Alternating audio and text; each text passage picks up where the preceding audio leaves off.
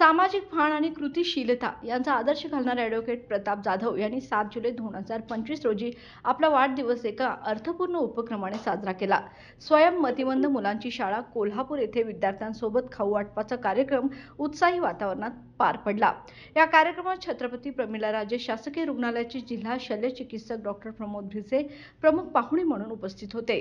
त्यांनी आपल्या भाषणात ॲडव्होकेट प्रताप जाधव यांच्या सामाजिक जाणीवेचे कौतुक करत अशा उपक्रमातूनच समाज खऱ्या अर्थानं एकत्र होतो असं मत व्यक्त केलं.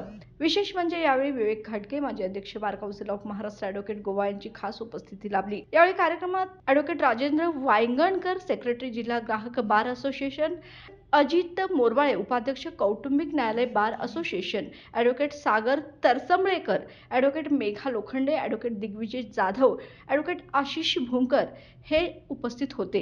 या कार्यक्रमात शाळेचे प्राचार्य, शिक्षक वर्ग आणि पालकांनीही मोठ्या उत्साहाने सहभाग घेतला.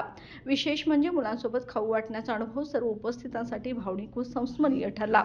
ॲडव्होकेट प्रताप जाधव यांनी गेल्या अनेक वर्षात विविध सामाजिक उपक्रमांद्वारे समाजात सकारात्मक परिवर्तन घडवले असून यंदाचाही उपक्रम सामाजिक समवेदनेचे उत्कृष्ट उदाहरण ठरला. बाळ, फ्रीजमधून श्रीखंड काढ ना. आम्ही पूर्वी घरीच बनवायचो श्रीखंड.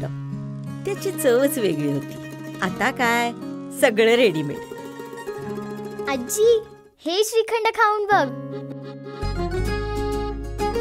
आज तुझ्या आईनं घरीच बनवलं की काय?